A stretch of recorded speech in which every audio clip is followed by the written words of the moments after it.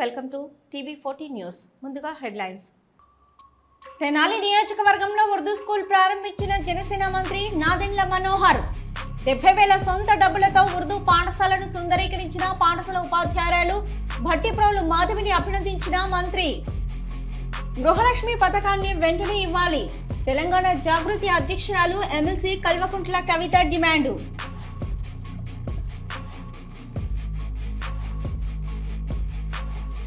యువతే మన దేశానికి బలం. కేంద్ర మంత్రి కిషన్ రెడ్డి వెల్లడి.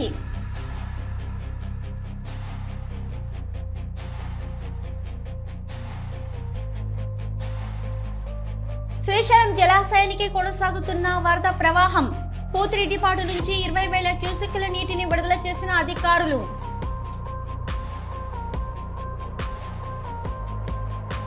నకపల్లి మండలం అమలాపురం గ్రామంలో హోంమంత్రి వంగలపూడి అనిత పర్యటన. అడుగడుగునా మంగళ హారతులు పట్టిన మహిళలు.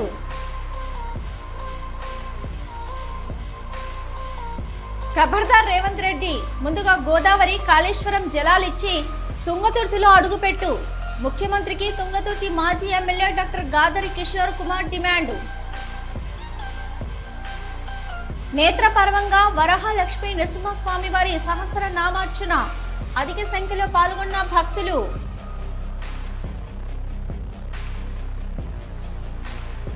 తెనాలి నియోజకవర్గంలో ఉర్దూ స్కూల్ ప్రారంభించిన జనసేన మంత్రి నాదెండ్ల మనోహర్ మారిసిపేటలోని చెంచు రామనాయుడు హై స్కూల్ ప్రాంగణంలో సుందరీకరించిన మున్సిపల్ ఉర్దూ ఎలిమెంటరీ స్కూల్ ప్రారంభించిన జనసేన మంత్రి నాదెండ్ల మనోహర్. తెనాలిలో ప్రభుత్వం ఉర్దూ హై స్కూల్ ఏర్పాటు చేసేందుకు చర్యలు చేపడతామని తెలిపిన మంత్రి నాదెండ్ల మనోహర్ 70,000 రూపాయల సొంత డబ్బులతో ఉర్దూ పాఠశాలను సుందరీకరించిన పాఠశాల ఉపాధ్యాయురాలు భట్టిప్రోలు మాధవిని అభినందించిన మంత్రి. మిగతా పాఠశాలల్లో కూడా దాతల సహకారంతో సుందరీకరించాలని, ఉర్దూ పాఠశాలను ఒక మోడల్ స్కూల్గా ప్రతి ఒక్కరూ అందంగా తీర్చిదిద్దాలని సూచించిన మంత్రి నాదెండ్ల మనోహర్.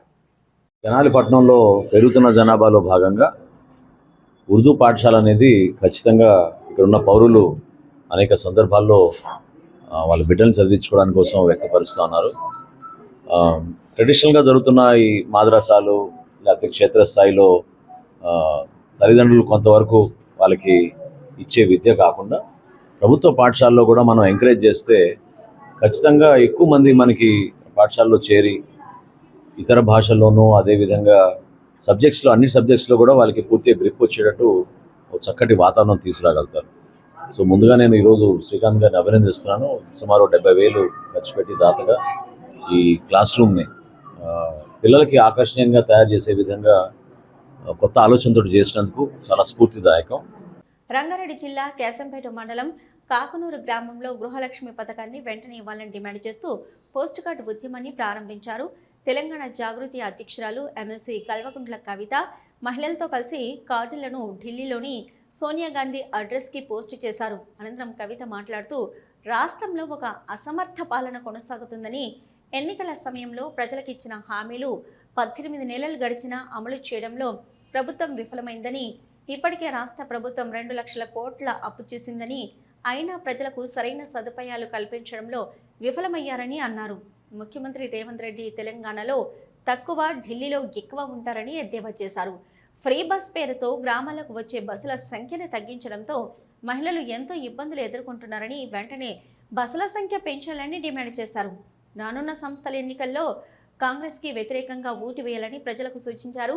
బీసీలకు ఎన్నికలలో 42% రిజర్వేషన్లు కల్పిస్తూ కేబినెట్లో నిర్ణయం తీసుకోవడం ముమ్మాటికి తెలంగాణ జాగృతి విజయం అని కవిత అన్నారు. ప్రభుత్వము ఎన్నికలప్పుడు ఇచ్చినటువంటి హామీ ఏంటిది? 42% రిజర్వేషన్ ఇస్తామని. వాళ్ళ అధికారంలోకి వచ్చిన నెలనో 2 నెలలో 3 నెలల లోపలనో వాళ్ళే స్వయంగా ఇచ్చుంటే బాగుండేది. కానీ అన్ని పార్టీలు అందరూ, ముఖ్యంగా జాగృతి, రోడ్డు మీద దిగి ఉద్యమాలు చేసి ప్రతి జిల్లాలో రౌండ్ టేబుల్ సమావేశాలు పెట్టి ఢిల్లీ నుంచి గల్లీ వరకు అన్ని చోట్ల కూడా ఈ బీసీలకు సంబంధించిన సమస్యలు లేపేంత వరకు కూడా కదలిక లేకపోవడం, కేవలం కేంద్రం వైపు బిల్లును దోసేసి చేతులు దులుపుకుంటామన్నటువంటి వాళ్లకు లేదు మీరు గల్లీలోనే చేయాలని చెప్పి మేము డిమాండ్ చేయడం వల్ల ఇవాళ అది సాధ్యమైంది అన్నటువంటిది ప్రజల ముందున్నటువంటి వాస్తవం. నేను కాదనేది కాదు. మహేష్ కుమార్ గౌడ్ గారు ఏదన్నా చెప్పొచ్చు, పొన్నం ప్రభాకర్ గారు ఏదన్నా చెప్పొచ్చు, కల్వకుంట్ల కవిత కూడా ఏదన్నా చెప్పొచ్చు. కానీ ప్రజలు డిసైడ్ చేస్తారు. ఎవరు ప్రశ్నించిరని. ఇవాళ కూడా మేము ప్రశ్నిస్తున్నాం. మీరు కేవిట్ వేయాలి ముందు హైకోర్టులో, సుప్రీంకోర్టులో, ఆ తర్వాత మాత్రమే మీరు ఆర్డినెన్స్ తీసుకురావాలి. లేకపోతే కేవలం మీరు బీసీలను బురిడి కొట్టించడానికి చేసే డ్రామా లాగా ఉంటుంది తప్పితే నిజమైనటువంటి ప్రేమ మీకు లేదని అర్థమవుతుంది. మీ మాట నిలబెట్టుకోండి, 42% బిల్లు ఇవ్వండి, 2500 ఆడబిడ్డలకు ఇస్తా అనేది కూడా ఇవ్వండి. Thank you. జై తెలంగాణ. యువతి మన భారతదేశానికి బలమని కేంద్ర మంత్రి కిషన్ రెడ్డి అన్నారు. సికింద్రాబాద్లోని రైల్ కళారంగులో జరిగిన రోజ్గారీ మేళాలో కిషన్ రెడ్డి ముఖ్య అతిథిగా హాజరయ్యారు. మోదీ కలలు కంటున్న వికసిత్ భారత్ 2047 లక్ష్యాలను చేరుకోవడంలో యువత పాత్ర కీలకమన్నారు. ఇప్పటి వరకు 15 విడతలలో దేశవ్యాప్తంగా సుమారు 10,50,000 ఉద్యోగాలు భర్తీ చేశామని, ఈరోజు మరో 51,000 మందికి కేంద్ర విభాగాలలో నియామక పత్రాలు అందజేయడం సంతోషమని అన్నారు. అయితే ఉద్యోగాల కోసం వేచి చూడడం కన్నా ఉద్యోగాలు సృష్టించేలా యువతను ప్రోత్సహించాలి అనేది మోదీ గారి ఆలోచనని కిషన్ రెడ్డి అన్నారు.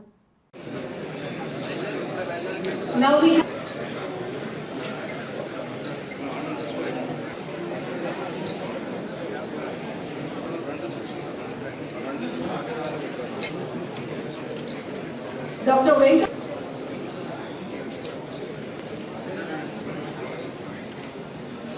Miss.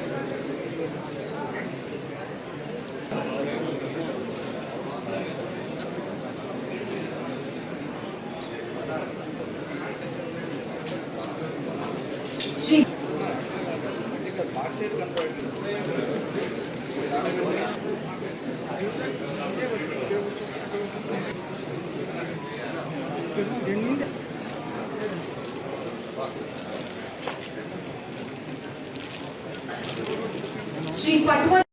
విశాఖలో సింహాన్ని తలపించే రూపంలో ఉన్న ఓ ఇంగ్లీష్ మెస్టిఫ్ శునకం ప్రస్తుతం స్థానికుల దృష్టిని ఆకర్షిస్తుంది.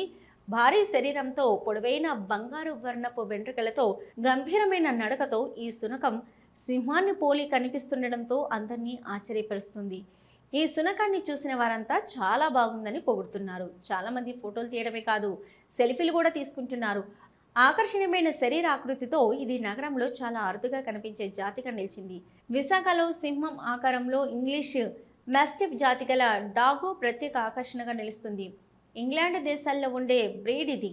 విశాఖపట్నం రైల్వే న్యూ కాలనీలో ఉన్నటువంటి ఇషాకు సింఖా అనే యువకుడు ఈ డాగ్ను పెంచుకుంటున్నాడు. ఇషాకుకు డాగ్స్ అంటే ఎంతో ఇష్టం. చిన్నతనం నుండి డాగ్స్ అంటే ఇష్టం కావడంతో కొత్త కొత్త బ్రీడ్స్ పెంచుతూ ఉండేవాడు. ఈ ఇంగ్లీషు మాస్టిఫ్ జాతి గల ఈ డాగ్ 2 లక్షలతో పంజాబ్ నుంచి కొనుగోలు చేశారు. ఈ డాగ్ ప్రతిరోజు 2 కేజీల నాన్ వెజ్, 4 లీటర్ల పాలు, 20 ఎగ్స్ తింటుంది. ఈ శునకాన్ని పోషించడానికి నెలకు సుమారు 50,000 నుంచి 60,000 ఖర్చు చేస్తాడు. ఈ డాగ్కి సుల్తాన్ అని ముద్దుగా పిలుచుకుంటున్నామని చెప్తున్నారు.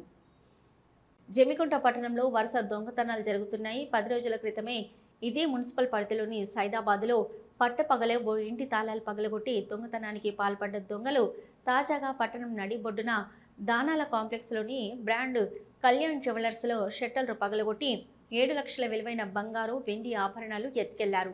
దొంగలు ఉదయం షట్టర్ తాళాలు పగలగొట్టి ఉన్న విషయాన్ని గమనించిన చుట్టుపక్కల వారు షాప్ యజమానికి తెలపగా షాప్ యజమాని పోలీసులకు ఫిర్యాదు చేయడంతో సంఘటనా స్థలానికి వచ్చిన పోలీసులు విచారిస్తున్నారు. షాప్లో ఉన్న సీసీ కెమెరాలు పనిచేయకపోవడం కొసమెరుపు.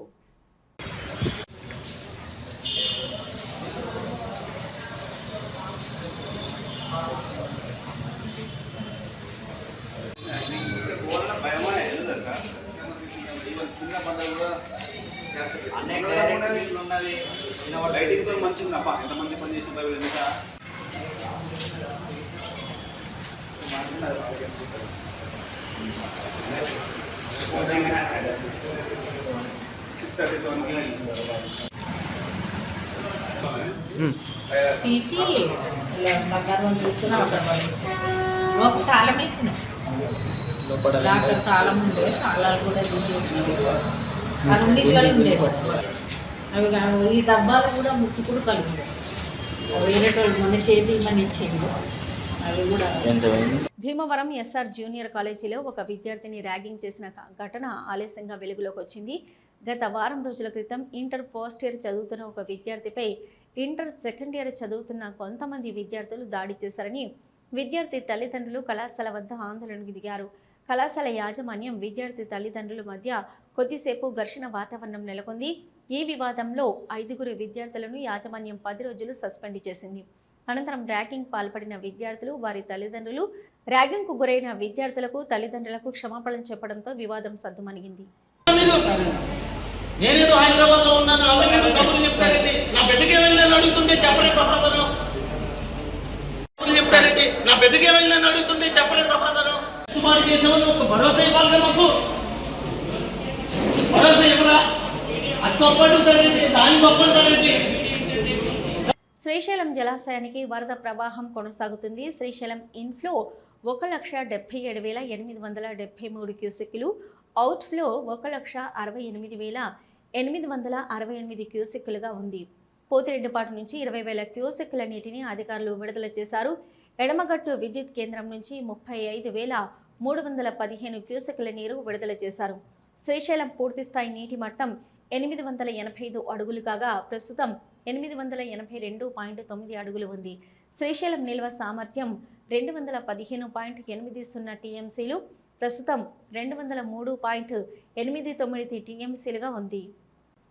Andhra Pradesh DGP Harish Kumar Gupta, eagle team IG K Ravikrishna ఆదేశాల మేరకు నంద్యాల జిల్లా ఎస్పీ అదిరాజ్ సింగ్ రాణా సూచనలతో నంద్యాల జిల్లాలో మాదక ద్రవ్యాల నిర్మూలనలో భాగంగా అడిషనల్ ఎస్పీ అడ్మిన్ యుగేందర్ బాబు ఆధ్వర్యంలో నంద్యాల పట్టణ రైల్వే స్టేషన్ నందు ఆకస్మిక తనిఖీలు నిర్వహించారు. నంద్యాల రైల్వే స్టేషన్లో వెయిటింగ్ హాల్, పార్సెల్ ఆఫీస్, క్యాంటీన్లలో క్షుణ్ణంగా తనిఖీలు నిర్వహించారు.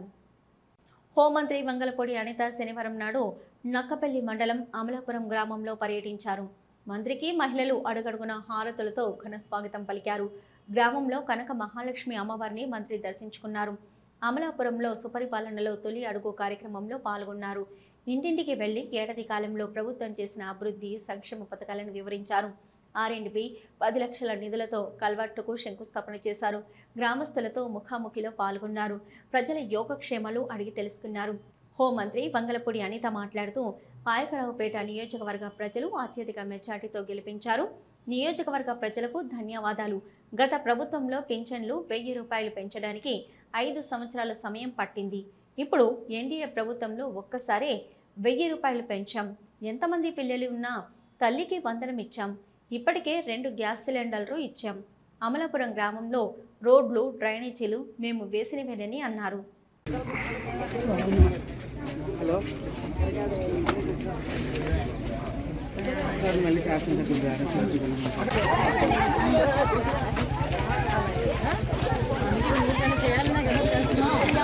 బంగెట్టుకోడు అంటే మీరు వచ్చే మీ భాగాలు గడికి వచ్చేవాడండి. ఇప్పుడు ఎవరున్నారండి? పొద్దున్నే అందరికి వెళ్ళారు, ఈ ఇంటికి రావడం. అందుకే నేను వచ్చాను.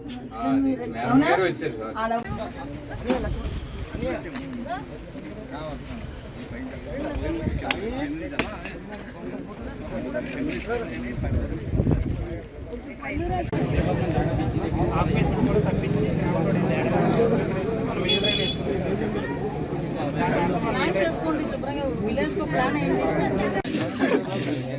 అందుకే ఇస్తున్నాను. నేను ఉన్నదే ఇస్తున్నాను. పెన్షన్ మర్చిపోయాడుగా నన్ను మర్చిపోయాడు.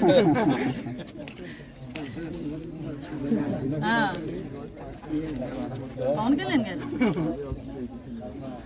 ఇవి చంద్రబాబు నాయుడు కొడుకు లోకేష్ బాబు, రామారావు గారు, ఎన్టీ రామారావు గారు. బాగుందా? ఒక మంచి వాతావరణం. అందరూ కూడా అమాయకులు. రోజువారీ కూలి పనికి వెళ్తేనే కానీ ఆ రోజు పూట గడవని కుటుంబాలు చాలా మంది ఉన్నారు. ఈ రోజు వాళ్ళందరికీ కూడా సంక్షేమ కార్యక్రమాలు అందించాలి, వాళ్ళందరినీ కూడా ఒక మంచి భవిష్యత్తు ఇవ్వాలనే ఉద్దేశంతోనే ఎన్డీఏ కూటమి వచ్చిన తర్వాత ప్రత్యేకంగా డిజైన్ చేసుకున్నాం, ప్రోగ్రామ్ డిజైన్ చేసుకున్నాం. ముఖ్యంగా దీనిలో భాగంగానే ఈ రోజు మీ అందరికీ తెలుసు, పెన్షన్లు ఇంతకు ముందు గవర్నమెంట్ 1000 రూపాయలు పెంచడానికి 5 సంవత్సరాలు పట్టింది.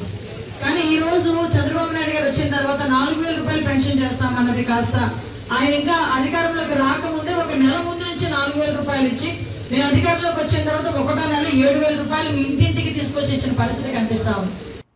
సూర్యాపేట జిల్లా తుంగతుర్తి నియోజకవర్గం తిరుమలగిరిలో తుంగతుర్తి మాజీ MLA doctor Gadari Kishore Kumar media సమావేశం ఏర్పాటు చేశారు. ఈ నెల 14న తిరుమలగిరిలో ముఖ్యమంత్రి రేవంత్ రెడ్డి పర్యటన ఉండడంతో ఆయనపై ఘాటు విమర్శలు చేశారు. ఎమ్మెల్యే మాట్లాడుతూ ఖబర్దార్, రేవంత్ రెడ్డి ముందు గోదావరి కాళేశ్వరం జలాలిచ్చి తుంగతుర్తిలో అడుగుపెట్టు, ఏ మొహం పెట్టుకొని వస్తున్నావని ప్రశ్నించారు. నీళ్లు లేక తుంగతుర్తి రైతులు విలపిస్తున్నారు.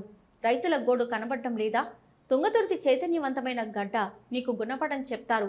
అసలు తుంగతుర్తిలో అడుగుపెట్టే అర్హత రేవంత్ రెడ్డికి లేదు. ఎన్నికల ప్రచారంలో తుంగతుర్తికి వచ్చి ఫేక్ బాండ్లు ఇచ్చి హామీలు ఇచ్చి అందరినీ పిచ్చిగా మోసం చేశాడు. ముందు వాటికి సమాధానం చెప్పు. ఇక్కడ స్థానిక ఎమ్మెల్యేకు సొయ్యి లేదు. తుంగతుర్తిలో అడుగడుగున అవినీతి రౌడీ రాజ్యం నడుస్తుంది. నియోజకవర్గంలో 1200 కోట్లతో అభివృద్ధి చేసిన అని గప్పలు కొడుతుండు. దమ్ముంటే శ్వేతపత్రం విడుదల చేయి మిస్టర్ సామిల్. తుంగతుర్తిలో నేను తెచ్చిన నిధులకు పన్నులకు కొబ్బరికాయలు కొడుతూ పబ్బం గడుపుతున్నాడు. ఈ అసమర్థ నాయకులతో తెలంగాణ ఆగమైందని ఆయన ఘాటు విమర్శలు చేశారు. 1200 కోట్లతో అభివృద్ధి చేసిన అని చెప్పేసినప్పుడు వార్త రాపించుకో. 1200 కోట్లతో అభివృద్ధి చేసినావు, విడుదల చేస్తావా శ్వేతపత్రం? నువ్వు ఈ తుంగతుర్తి నియోజకవర్గం నువ్వేం చేసినావు, విడుదల చేస్తావా? నేనేం చేసిన 10 సంవత్సరాల కాలంలో కేసీఆర్ గారి నాయకత్వంలో కేటీఆర్ గారి సహకారంతో ఈ నియోజకవర్గంలో ఏం అభివృద్ధి చేసినో 10 సంవత్సరాలని మొత్తం శ్వేతపత్రం విడుదల చేస్తా. నీకు ధైర్యం ఉంటే దాదాపు 20 నెలలు కావస్తా ఉంది, నువ్వేం చేసినావు ఒక్కటి చెప్పు. మనం తీసుకొచ్చిన దవాఖానకు పోయి నువ్వు కొబ్బరికాయ కొట్టొస్తావు, మేము తీసుకొచ్చినటువంటి చెక్ డ్యామ్లకు పోయి కొబ్బరికాయలు కొట్టొస్తావు, మేము తీసుకొచ్చినటువంటి రోడ్లకు పోయి కొబ్బరికాయలు కొట్టొస్తావు, మేము తీసుకొచ్చిన మున్సిపాలిటీ ఆఫీస్కి పోయి కొబ్బరికాయలు కొట్టొస్తావు, మేము తీసుకొచ్చిన మున్సిపాలిటీ ఆఫీస్ ఫండ్లకు నేను తెచ్చినా అని చెప్పి ప్రచారం చేసుకుంటావు. జర్రైన సిగ్గు ఉండాలి కదా, బుద్ధి ఉండాలి కదా. నీ గవర్నమెంట్ వచ్చిన తర్వాత వచ్చినటువంటి శాంక్షన్స్ ఏందో జీవోలు ఏందో పట్టుకొని వచ్చి ఇంకో ఏ తారీఖు వచ్చే చూడని అని చెప్పి చూపి దమ్ముంటే. సికింద్రాబాద్లో బోనాల చెక్కుల పంపిణీ వ్యవహారంలో గందరగోళం నెలకొంది. ముఖ్యమంత్రి సలహాదారుడు వేము నరేందర్ రెడ్డి, సికింద్రాబాద్ ఎమ్మెల్యే పద్మారావు ముందే కాంగ్రెస్ బీఆర్ఎస్ కార్యకర్తల పోటాపోటీ నినాదాలు మారుమోగాయి. ప్రోటోకాల్ పాటించడం లేదంటూ బీఆర్ఎస్ ఆరోపణ. బీఆర్ఎస్ ఎమ్మెల్యే బీఆర్ఎస్ కార్పొరేటర్లు ఉండగా ఓడిపోయిన కాంగ్రెస్ నాయకుల పెత్తనం ఏంటి అంటున్న ఆ పార్టీ నేతలు ప్రశ్నించారు. వరహాలక్ష్మి నృసింహస్వామి వారి సహస్ర నామార్చన నేత్రపర్వంగా సాగింది. ఆర్జిత సేవల్లో భాగంగా ఉత్సవమూర్తి గోవిందరాజస్వామిని ఉభయ దేవేర్లతో మండపంలో అధిష్ఠింపజేశారు.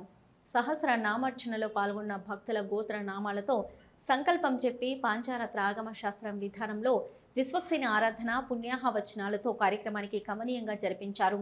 మంత్రపుష్పం మంగళ శాసనాల తర్వాత భక్తులకు వేద ఆశీర్వచనాలు, శేష వస్త్రాలు, స్వామివారి ప్రసాదాలను అందజేశారు. తదుపరి స్వామివారి అంతరాలయ దర్శనంకు అనుమతించారు. ఇది ఇప్పటివరకున్న అప్డేట్స్. మరో బులెటిన్తో మళ్ళీ కలుద్దాం.